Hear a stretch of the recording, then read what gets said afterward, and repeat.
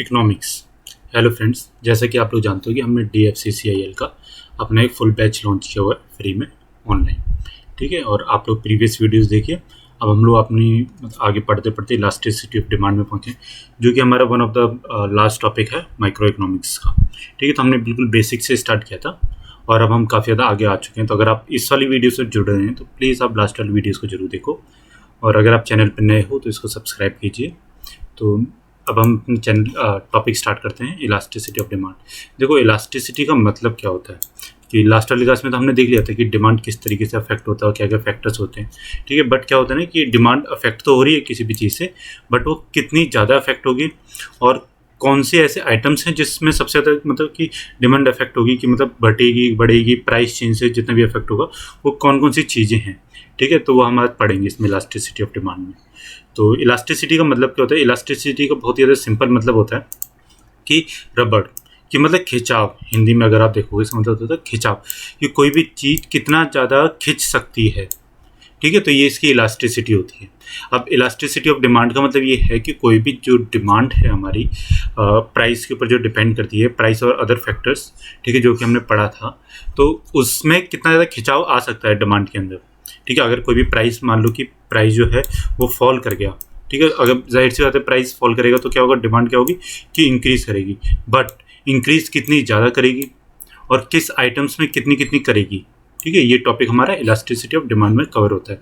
और देखो, how responsive are buyers to changes in price. ठीक है, अगर प्राइस में जो है चेंजेस आता है तो उसके लिए जो बायर है वो रिस्पॉन्स किस तरीके से करता है, तो वही हमारा क्या कहलाता है, इलास्टिसिटी ऑफ डिमांड कहलाता है। जब आप बायर हो, ठीक है, आप एक कस्टमर हो, तो आपके लिए तो प्राइस जो है वो डिटरमाइन, मतलब प्राइस जो है आपके लिए मेन फंडा रहेगा कि भाई प्राइस जिस हिसाब से होगा आप उस हिसाब से चीज़ों को खरीदोगे। और भी चीज़ें डिटरमाइन करती हैं डिमांड को, जो हमने लास्ट वाली क्लास में अपना देखा था कि मतलब किस तरीके से अदर रिलेटेड जो हमारे गुड्स हैं वो किस तरीके से अफेक्ट करते हैं। ठीक है, इस तरीके की हमने चीज़ अपनी देखी थी, सब्स्टिट्यूट्स गुड्स, कॉम्प्लीमेंट्री गुड्स, तो ये सब कुछ रहता है डिमांड में। बट अब हम देखें कि कितनी ज़्यादा खिंचाव डिमांड में आ सकता है इन सब चीज़ों की वजह से। चलो अब आगे देखते हैं। तो सबसे पहले क्या है, इलास्टिसिटी ऑफ डिमांड की हम डेफिनेशन देखेंगे, जो बुक की डेफिनेशन होती है हमारी। तो क्या कहता है, elasticity is a measure of variables, ठीक है, हमेशा वेरिएबल्स हैं, variable sensitivity to a change in another variable. Most commonly this sensitivity is the change in price relative to changes in other factors. काफ़ी ज़्यादा बुक से समझ में नहीं आई होगी। अब देखो इजी वाली देखते हैं। Elasticity refers to the degree to which individuals consumers, जब हम अपनी बात करते हैं तो हम कंज्यूमर्स हैं।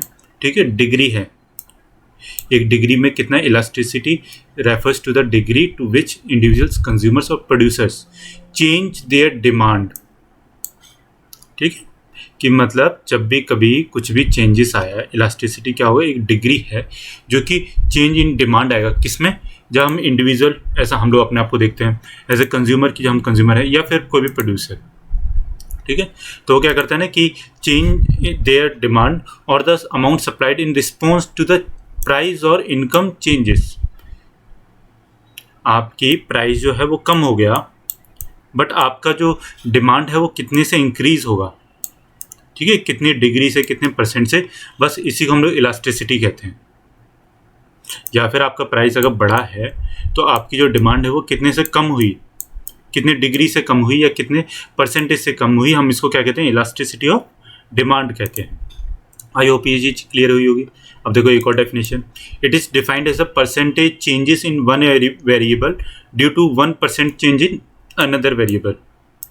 ठीक है, तो वन वेरिएबल का मतलब है यहाँ पे क्वांटिटी में, और अनदर जो वेरिएबल है वो प्राइस है। मतलब जब हमारा प्राइस जब चेंज हुआ है तो उसके बाद से हमारी डिमांड ऑफ जो क्वांटिटी थी उसमें कितना ज़्यादा चेंजेस आया, उसी को हम इलास्टिसिटी ऑफ डिमांड कहते हैं। अब देखो तीन डेफिनेशंस मैंने आपको बताई, एक थोड़ी हार्ड थी जो बुकों में अक्सर लिखी जाती है, बुक्स में। ठीक है, फिर थोड़ी ईजी थी और उसके अंदर बिल्कुल ही लल्लू सी डेफिनेशन एक जो थी वो ये थी। ठीक है, प्राइस इलास्टिसिटी ऑफ डिमांड का मतलब क्या है कि आपकी कुछ भी डिमांड घट बढ़ रही है, मतलब प्राइसेस आपके मार्केट में जनरली घटते बढ़ते रहते हैं, कि आप आज कुछ प्राइस है, कल को प्राइस लो होता है। अगर हम इंडियन टेक्स्ट की बात करें, मतलब इंडियन कॉन्टेक्स्ट में बात करें, तो हमारे यहाँ पे जनरली प्राइसेस बढ़ते हैं। क्यों? क्योंकि हमारे यहाँ पे इन्फ्लेशन रेट जनरली हाई होता जाता है हर साल के मुकाबले। ठीक है, तो प्राइसेस बढ़ जाते हैं। अब कुछ आइटम्स के प्राइसेस कम भी होते हैं, वो हम देखते हैं किस तरीके से। अब एक बहुत अच्छा सा आपको एग्जांपल देता हूँ। क्या होता है कि जैसे क्या हुआ कि जब डिमोनेटाइजेशन हुआ, ठीक है, नोटबंदी जिसको हम कहते हैं, तो नोटबंदी हुआ तो उस समय पे हर एक चीज़ के क्या हुआ कि प्राइस क्या हुआ कि फॉल हो गया। और सबसे ज़्यादा जो झटका लगा वो किसको लगा? रियल इस्टेट में। मतलब जितनी भी ये बिल्डिंग्स बन रही थी आपके ये गाजियाबाद, नोएडा, एनसीआर में, ठीक है, तो उन सबको क्या हुआ ना कि सबसे ज़्यादा झटका इन्हीं को लगा। इनमें क्या हुआ कि प्राइस क्या हुआ एकदम से लो चला गया। गाजियाबाद का जो एक डाटा था वो ये था कि हर डेली वहाँ पे ना डिमोनेटाइजेशन से पहले लगभग 8,000 घरों की रजिस्ट्री होती थी। बट जैसे ही डिमोनेटाइजेशन हुआ, नोटबंदी हुआ, सिर्फ 2 से 3 घरों की रजिस्ट्री हो रही थी। तो अब आप देखो कि उस समय पे जो डिमांड थी वो कितनी ज़्यादा लो थी, ठीक है। और डिमांड क्यों लो थी?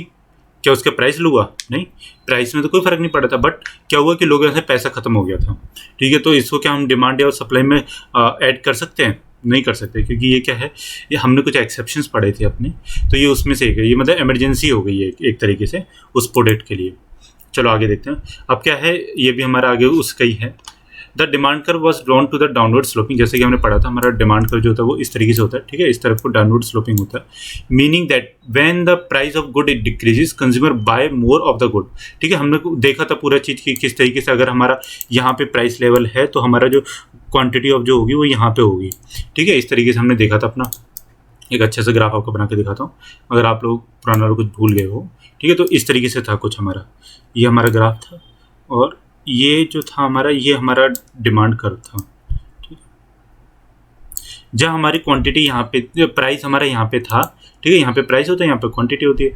जहाँ हमारा प्राइस यहाँ पे था तो हमारी क्वांटिटी कहाँ पे थी? यहाँ पे थी, ठीक है। इस तरफ ऐसे इंक्रीज होता है ना, ये तो चीज़ हमको पता ही होगी, ये तो सिंपल सा ग्राफ होता है, ठीक है। तो और जब हमारा प्राइस यहाँ पे था तो हमारी क्वांटिटी कहाँ पे आई? यहाँ पे आई। इसका मतलब क्या था कि जब प्राइस डिक्रीज हुआ तो हमारी क्वांटिटी क्या कर गई? इंक्रीज कर गई। इसका मतलब यही है, price of good decreases, consumers buy more of the goods, but how much more. लेकिन कितना ज़्यादा कंज्यूमर कंज्यूम करेगा?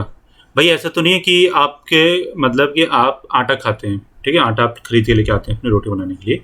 आज आटे का प्राइस मान लो आप 300 रुपये 10 kgs के लिए है, बट अगर वही प्राइस 250 हो जाएगा तो क्या आप मतलब अपना घर के कमरे भर लोगे, अंबार लगा लोगे? ऐसा नहीं होता ना, ऐसे नहीं होगा, ठीक है। और वहीं पे अगर आप कोई मेडिसिन खाते हो और उसका प्राइस आज 100 रुपीज़ है, कल को उसका प्राइस 200 हो जाएगा, तो क्या मेडिसिन खानी आदि कर दोगे क्या? नहीं, क्योंकि वो लाइफ सेविंग गुड्स है आपका, ठीक। तो यही सब चीज़ें इलास्टिसिटी ऑफ डिमांड जो है वो डिफाइन करता है। Measure of the sensitivity of demand to a change in factors affecting demand, ठीक है। ये सब चीज़ें होती हैं हमारे इलास्टिसिटी ऑफ डिमांड में। हम देखते हैं प्राइस इलास्टिसिटी ऑफ डिमांड, तो इसका जो सिंपल सा फॉर्मूला होता है वो ये होता है, इसको हम ईडी कहते हैं, इलास्टिसिटी ऑफ डिमांड। तो इसका भी मतलब होता है, यहाँ पे देखो एक नेगेटिव साइन लगा रहता है हमेशा, ठीक है। Percentage change in quantity demand upon percentage change in price, ठीक है, ये इसका फॉर्मूला है। चाहो तो आप नोट डाउन कर लीजिए, वैसे अगर आप याद कर लो तो काफ़ी ज़्यादा मतलब आपको हेल्पफुल देगा, आप किसी भी एग्जाम के लिए देखते हो। फिर ईपी का मतलब इलास्टिसिटी ऑफ प्राइस चेंज। इसमें क्या होता है हमारा कि डेल्टा ऑफ क्वांटिटी अपॉन में क्यू मतलब क्वांटिटी, और यहाँ पे डेल्टा ऑफ प्राइस मतलब डेल्टा का मतलब हो गया चेंज, ठीक है। पहले आपका प्राइस 10 रुपीज़ था और मान लो आपका प्राइस बढ़ गया 20 हो गया, तो अब इसके बीच में चेंजेस कितना है हमारा? 10 रुपीज़। तो हमारा डेल्टा क्या हुआ इसमें? 10, मतलब डेल्टा ऑफ क्वांटिटी कितनी हुई? डेल्टा ऑफ प्राइस था ना ये, तो डेल्टा ऑफ प्राइस कितना हुआ हमारा? 10 रुपीज़ हुआ, ठीक है। तो यही चीज़ जो होती है ना हमारा, ये फॉर्मूला होता है, तो आप इसको याद कर लीजिए। वैसे इतना ज़्यादा मतलब इंपॉर्टेंट नहीं है, क्योंकि आप इकोनॉमिक्स से बहुत ज़्यादा डीप में जाके नहीं पढ़ोगे, बट मैंने आपको बता दिया एक चीज़। फिर किसने दिया फॉर्मूला? एल्फ्रेड मार्शल ने फॉर्मूला दिया, जो कि इन्होंने मतलब फर्स्ट टाइम ही इकोनॉमिक्स थे जिन्होंने इस तरीके के फॉर्मूला को जनरेट किया अपने। हम आगे देखते हैं। तो कुछ ऐसी चीज़ें होती हैं जो प्राइस इलास्टिसिटी ऑफ डिमांड को क्या करती हैं? डिफाइन करती हैं।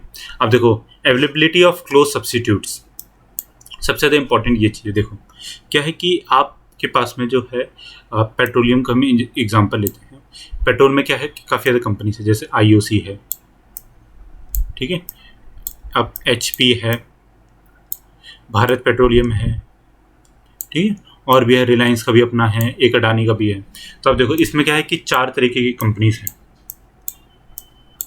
अब क्या है कि आपके पास में पेट्रोलियम का जो प्राइस है वो हर कंपनी अपना अपना डिसाइड किया है। इसने IOC ने कुछ रखा, कुछ इसने रखा, HP ने रखा, ठीक है, कुछ BPCL ने रखा, कुछ रिलायंस ने रखा। अब ये मान लो आपको 100 रुपीज़ दे रहा है, अगर प्राइस भाई पेट्रोलियम तो सेम ही है, ठीक है। आप चाहे आपकी बाइक में आईओसी का पेट्रोलियम जाए, चाहे एचपी का जाए, चाहे बीपीसीएल का जाए, चाहे रिलायंस का जाए, बट आपका जो पेट्रोलियम रहेगा वो क्या रहेगा, सेम ही रहेगा। उसमें कोई मतलब चेंजेस नहीं आएंगे ना, कि आपकी बाइक ऐसा थोड़ी कि आईओसी का है तो ज़्यादा माइलेज दे देगी, बीपीसीएल का है तो बहुत ज़्यादा माइलेज दे देगी। थोड़ा फ़र्क पड़ेगा 1-2 किलोमीटर का ज़्यादा से ज़्यादा, और बाकी इससे कोई ज़्यादा फर्क पड़ता नहीं है। ठीक है, तो ये क्या है, आपका एक क्लोज सब्सिट्यूट्स है कि आपके पास में प्राइस जो था आईओसी का वो 10 रुपीज़ था। ठीक है, एचपी क्या करता है, एचपी भी 10 पे मेंटेन कर लेता है, जो बीपीसीएल वो भी 10 पे, रिलायंस जो है वो 10 पे।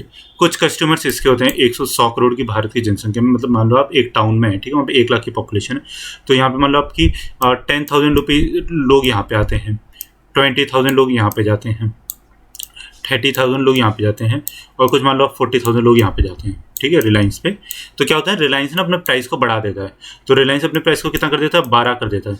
अब लोग ये 2 रुपये के चक्कर में क्या करेंगे ना, कि यहाँ से घट के यहाँ पे चले जाएंगे, या फिर यहाँ पे शिफ्ट हो जाएंगे, या फिर यहाँ पे, मतलब जहाँ पे उनको कन्वीनियंट लगेगा, आसपास होगा, तो वो लोग 2 रुपये क्यों ज़्यादा पे करेंगे। कुछ ऐसे लॉयल कस्टमर्स होंगे जो पे कर देंगे, ठीक है, वो रहेंगे उस पर, और बाकी जब अगर इसका प्राइस 10 है तो वो लोग यहाँ से क्या करेंगे, यहाँ पे चले जाएंगे। तो यही बात होती है कि अगर आपका क्लोज सब्सटीट्यूट्स है तो आपकी जो इलास्टिसिटी ऑफ डिमांड रहेगी वो क्या रहेगी, हाई रहेगी।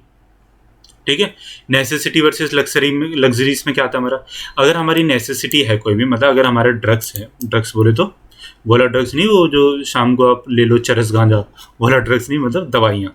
ठीक है, तो अगर आपको कोई ड्रग्स है जो आप ले रहे हो, और उसके लिए आपको क्या है कि आपको थायराइड है या फिर आपको डायबिटीज़ है। ठीक है, थायराइड के लिए क्या होती है, थायरोक्स करके कुछ दवाई आती है, ठीक है, 25 mg एंड 50 mg इसमें। तो उसमें क्या होता है कि आपको लेनी पड़ेगी हर मंथ, तो वो क्या है, आपकी नेसेसिटी है। बट आप कहाँ पे का आप जाते हो, बीबीक्यू में, बारबेक्यू में खाना खाने के लिए।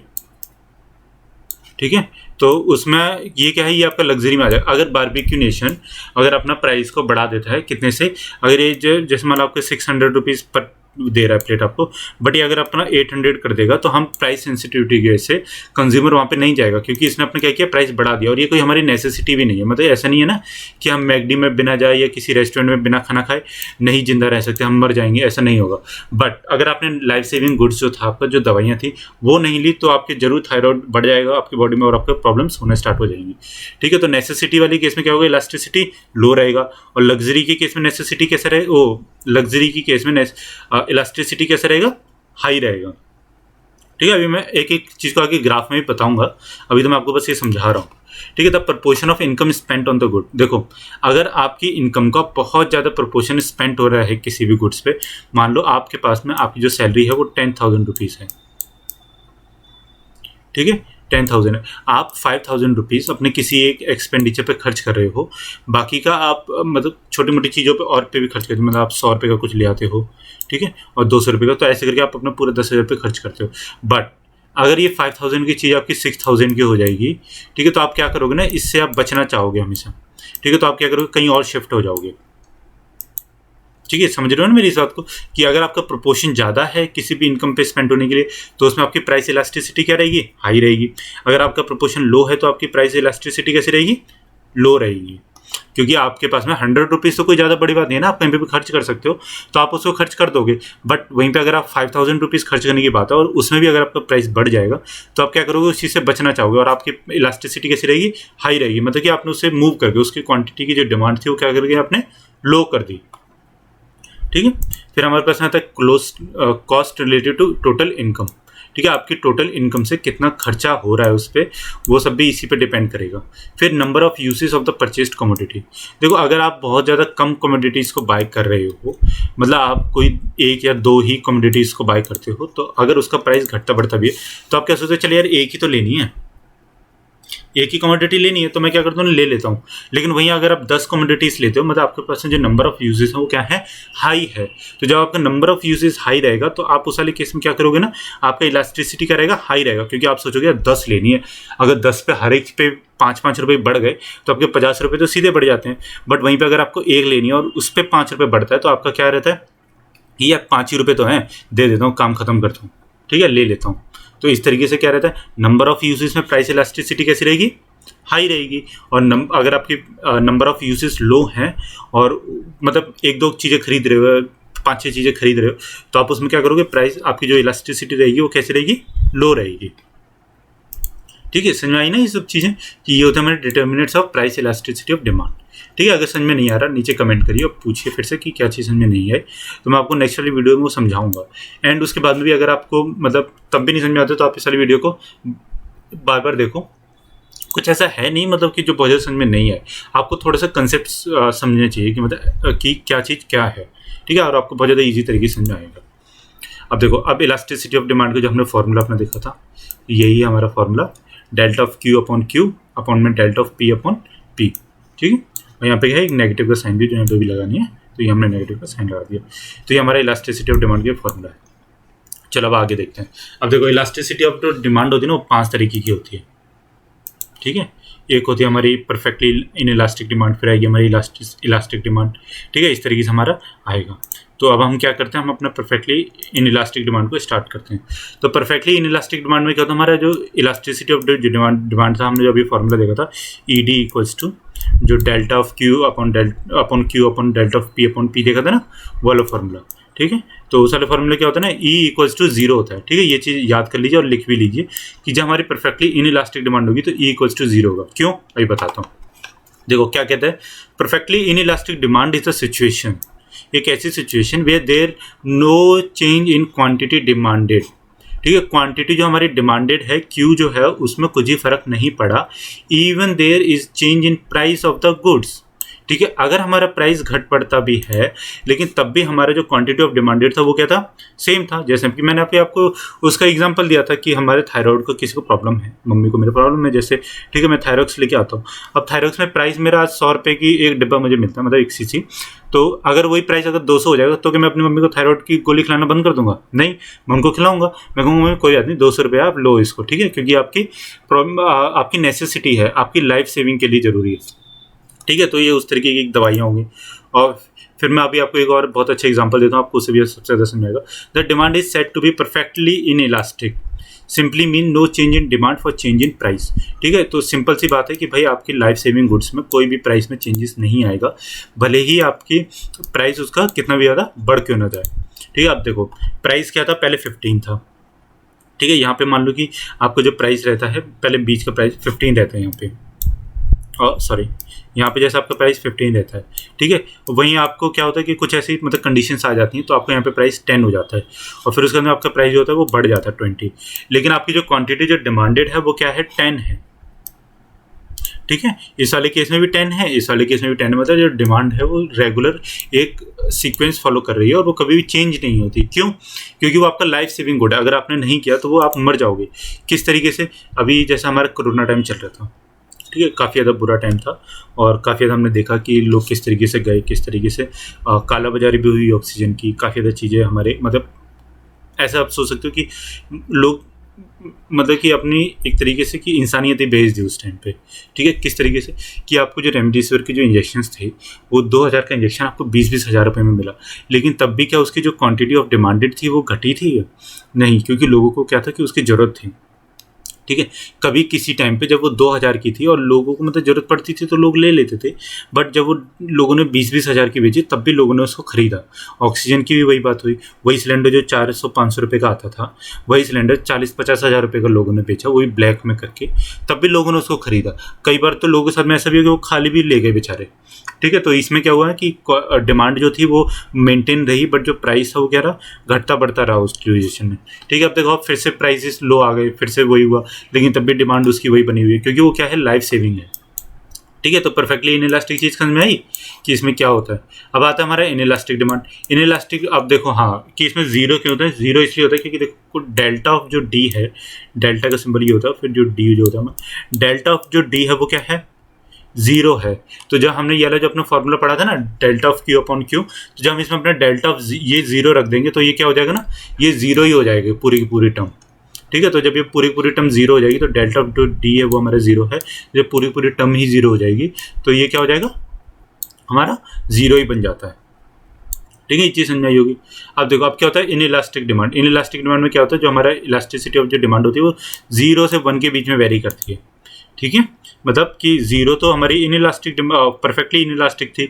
अब इनइलास्टिक डिमांड में क्या हुआ, हमारा जो 0 से 1 के बीच में डिपेंड करती वेरिएट करेगी। वो किस तरीके से, this occurs when consumers are relatively less responsive to price changes. क्या हुआ कि फ्यूल का जो प्राइस था, कभी वो 80 रुपीज़ चला करता था, ठीक है, आज वो 100 रुपीज़ चला गया। तो लोगों ने क्या किया ना, लोगों ने जो पहले एक टंकी फुल करवाते थे, अब वो आधी या कहेंगे हम कि मान लो कि वो वहाँ पे 1 लीटर पेट्रोल ले रहे थे, ठीक है, या हम कहेंगे चलो 1.5 लीटर जो था हमारा पेट्रोल वो ले रहे थे, 1.5 लीटर, ठीक है, जब 80 था। लेकिन जब 100 गया तो लोगों ने क्या किया, लोगों ने कहा कि भैया 1 लीटर पेट्रोल डालो, इससे ज़्यादा पैसे मेरे पास में है नहीं देने के लिए। लेकिन क्या हम पेट्रोल को मतलब ज़ीरो कर सकते थे इस वाले केस में? नहीं। क्या हम उतना का उतना ही भरवा रहे थे? नहीं, क्योंकि हमारा कोई लाइफ सेविंग नहीं है। बट हाँ, हमारी एक नेसेसिटी है, जैसे फूड हो गया, फ्यूल हो गया, ठीक है, तो इसके लिए हमने क्या किया, उसकी थोड़ी सी हल्की सी क्वांटिटी में डिमांड में कम कर दिया। जिस तरीके से देखो, प्राइस तो कम हो रहा है, लेकिन क्वांटिटी ऑफ जो डिमांड थी वो इतनी ज़्यादा कम नहीं हुई, मतलब उसका एक रिलेटिव थोड़ा कम असर पड़ा, ठीक है, जैसे 15, 10, 8।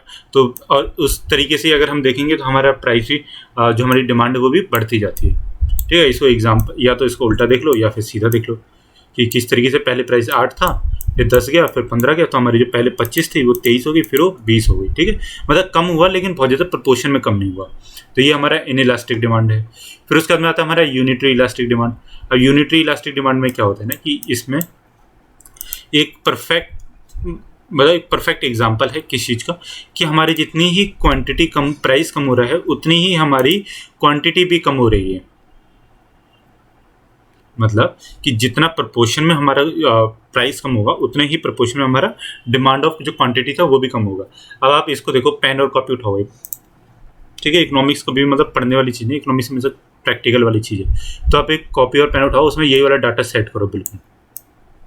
तो आप अगर उसमें बनाओगे ना, तो यहाँ पे बिल्कुल 45 डिग्रीज का एंगल बनेगा।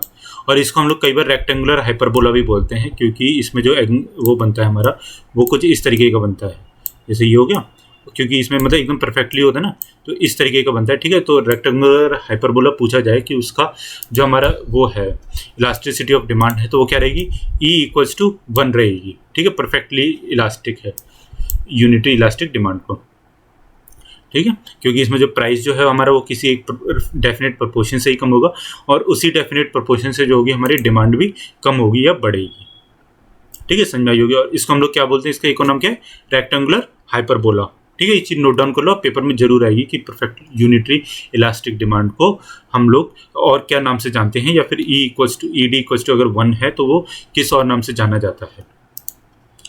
फिर आता है हमारे पास में इलास्टिक डिमांड। अब देखो, इलास्टिक डिमांड में क्या है कि इसमें कितना भी ज़्यादा खिंचाव आ सकता है, इसमें 1 से लेके इन्फिनिटी तक कितना भी ज़्यादा आ सकता है बीच में, ठीक है, इलास्टिसिटी ऑफ जो हमारी डिमांड रहेगी वो।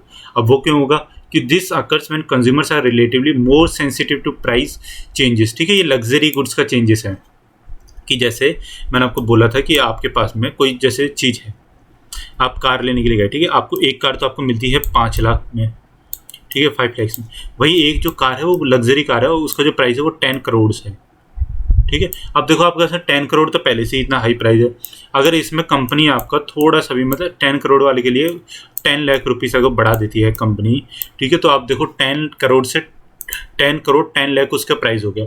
बट थोड़ा सा भी इसमें प्राइस चेंज हुआ है, लेकिन जो उसका क्वांटिटी ऑफ जो डिमांड था ना वो घट जाएगा, क्योंकि पहले से ही 10 करोड़ बहुत ज़्यादा प्राइस है, ऊपर से 10 लाख और बढ़ा दिया किसी कंपनी ने, तो वो उसकी जो डिमांड थी वो कम हो जाएगी, ठीक है। इसी को हम लोग कहते हैं इलास्टिक डिमांड। और एक किस वाले केस में होता है, लग्जरी गुड में, ठीक है। तो इसमें कहते हैं प्राइस देखो, पहले हमारा 10 था, 9 था, 7 था, तो 10, 9, 7 से जैसे हमारे यहाँ से कुछ प्राइस कम हुआ, तो हमारी जो क्वांटिटी थी वो बढ़ना स्टार्ट होगी। अब यहीं पे अगर 10 करोड़ की है, तो क्या होगा ना कि इसमें मान लो अगर आप 10 लाख कम कर देते हो, ठीक है, तो ये कितने की हो जाती है, 9 करोड़ 90 लाख की हो जाती है। तब क्या करेगा ना, कंज्यूमर बहुत जल्दी से खरीद लेगा इसको, ठीक है। ये लग्जरी गुड, भाई लग्जरी गुड्स में तो थोड़ा सा भी फॉल क्या करता है, क्वांटिटी को बढ़ा देता है एकदम से, ठीक है। तो ये चीज़ होती है इसमें। इसको उल्टा करके भी देख लीजिए आप, और बनाइए, मतलब कॉपी पेन अपना उठाइए और डाटा पूरा सेट कीजिए स्केल लेके, और बनाइए, बहुत ज़्यादा अच्छा लगेगा आपको बना के भी, और एकदम मतलब समझ में आ जाएगा आपको, बिल्कुल क्लियर हो जाएगी कि ये सब क्यों हो रहा है।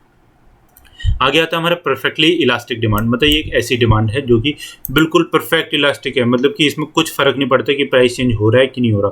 प्राइस अब देखो किस तरीके से, इसमें एक बहुत ज़्यादा अच्छा एग्जांपल दूंगा, तो वो है हमारा शेयर मार्केट, ठीक है, शेयर मार्केट में प्राइस भले ही स्टेबल रहे, भले ही घटता बढ़ता रहे, बट जो डिमांड रहती है ना वो किसी भी हिसाब से घटती बढ़ती रहती है, कोई फर्क नहीं पड़ता उसमें कि मतलब कि इस कुछ सेंटीमेंट्स हैं, सेंटीमेंट्स के ऊपर ही सारा खेल होता है शेयर मार्केट में। ठीक है, तो ये share market perfectly elastic demand का एक एग्जाम्पल आप कह सकते हो। कई सारे ऐसे शेयर्स हैं जो पिछले साल कुछ नहीं किया उन्होंने, मतलब कोई कुछ नहीं था, लेकिन तब भी वो 10 रुपीज़ से बढ़ के 1000 रुपीज़ उनकी प्राइस होगा, 10,000 रुपीज़ प्राइस पड़ गया। क्यों? सब सेंटीमेंट्स का खेल है। ठीक है, फिर उसके बाद में क्या है कि अब देखो प्राइस जो है हमारा वो क्या है, स्टेबल है इस वाले केस में, बट जो डिमांड जो है वो घट बढ़ रही है बिना फालतू में। इसका कोई मतलब ऐसा एग्जांपल है नहीं कि हम दे सकें। Perfectly elastic demand means when the percentage of change in quantity demand is infinite even if the percentage of change in price is zero। ठीक है, एक हमने देखा था जो हमारा था इन इलास्टिक डिमांड का, वो क्या था हमारा, ये था परफेक्टली इन इलास्टिक डिमांड। और परफेक्टली इलास्टिक डिमांड क्या है कि हमारी डिमांड घटती बढ़ती जा रही है बट प्राइस के ऊपर कोई फर्क नहीं पड़ता।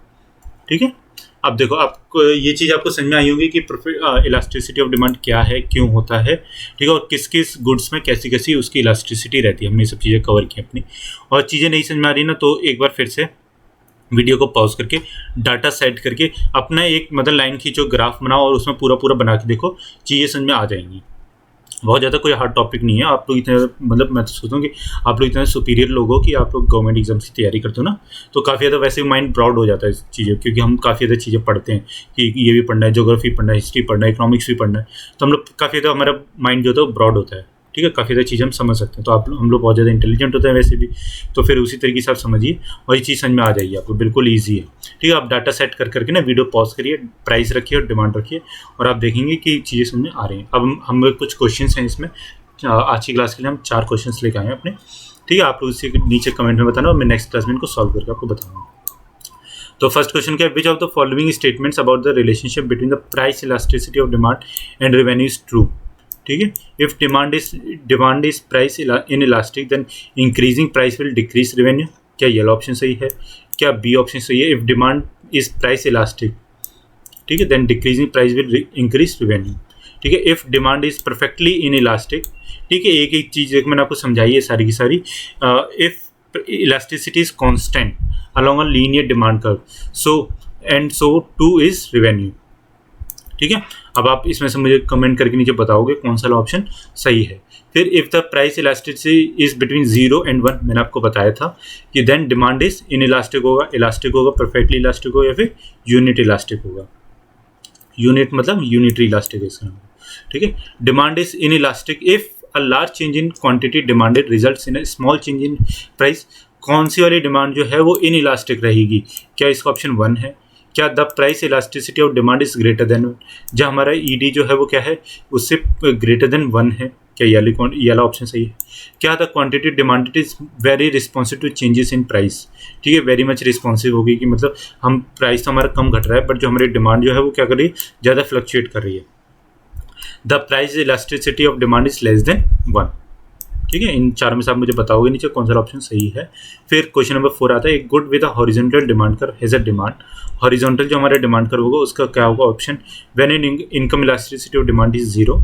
ठीक है, या फिर yellow option with a price elasticity of demand of infinity, yellow, for which there are no substitutes, कोई सब्सिट्यूट मार्केट में है ही नहीं। ठीक है, तो उसका हॉरिजॉन्टल डिमांड कर्व हम देखेंगे with a price elasticity of demand is 0। ठीक है, ये हमारे 4 क्वेश्चन हैं। आप इनको पॉज करना और अच्छे से देखना कि किस में कौन सा ऑप्शन हो सकता है, और नीचे मुझे कमेंट करके जरूर बताना।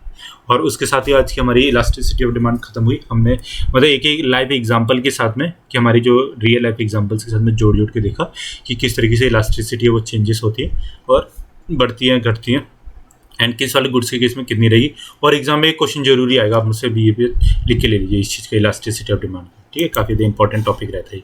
अगर आप हमारे चैनल पर नए हैं तो प्लीज़ इसको सब्सक्राइब कीजिए, और अगर आपको वीडियोस अच्छी लगी हैं तो प्लीज़ लाइक कीजिए, और लोग इसमें शेयर कीजिए, और बताइए कि हम कॉमर्स एक्सिस जो है हमारे चैनल का नाम, हम लोग किस तरीके से अपने एक फ्री बैच जो है पूरा लॉन्च कर रखा है DFCCIL के लिए, और हम लोग किस तरीके से बच्चों की हेल्प कर रहे हैं इस एग्ज़ाम को क्लियर करने के लिए।